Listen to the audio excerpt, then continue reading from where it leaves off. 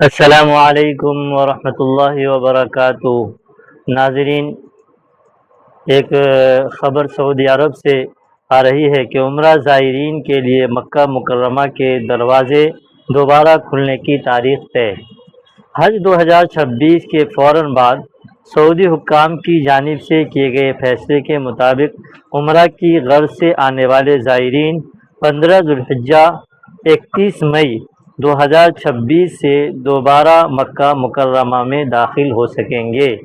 اللہ تعالی ہم سب کو بار بار اپنے گھر کی حاضری نصیب فرمائے۔ تو یہ خبر ابھی نکل کر کے آ رہی ہے کہ سعودی حکام نے یہ فیصلہ لیا ہے کہ حج کے بعد 31 مئی 2026 سے دوبارہ عمرہ زائرین مکہ اور مدینہ کا سفر کر سکیں گے اور اپنے عمرہ کو پوری کر پائیں گے۔ السلام علیکم ورحمۃ اللہ وبرکاتہ۔